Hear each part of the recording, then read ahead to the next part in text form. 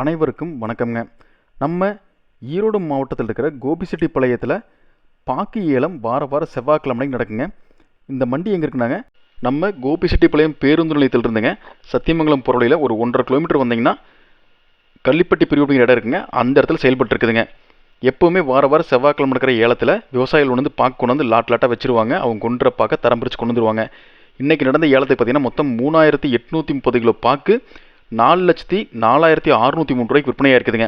இதில் சாலி பாக்குங்க தரத்துக்கு ஏற்ற மாதிரி 1 கிலோ பார்த்தீங்கன்னா குறைந்தபட்சமாக 361 ரூபாயில் இருந்துங்க அதிகபட்சமாக 380 ரூபா வரைக்கும் 1 கிலோ விற்பனையாக இருக்குதுங்க.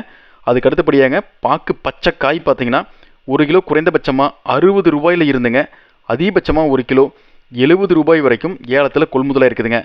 அதுக்கு அடுத்தபடியாங்க பாக்கு பழம் 1 கிலோ தரத்துக்கு ஏற்ற மாதிரிங்க 1 கிலோ குறைந்தபட்சமாக 70 ரூபாய் 80 காசுல இருந்துங்க அதிகபட்சமாக 1 கிலோ 78 ரூபா 90 காசு வரைக்கும் ஏலத்தில் கொள்முதலாக இருக்குதுங்க.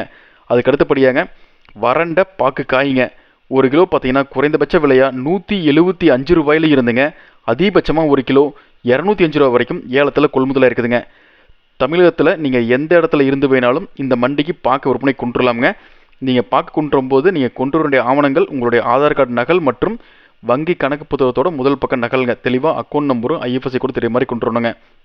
இந்த தகவலும் உங்களுக்கு தெரிஞ்ச அத்தனை விவசாயிகளுக்கும் வியாபாரிகளுக்கும் ஷேர் பண்ணுங்கள். அதே மாதிரிங்க மறக்காமல் நம்ம ஏக்யூஎஸ்சி குரூப் யூடியூப் சேனலை சப்ஸ்கிரைப் பண்ணிக்கங்க.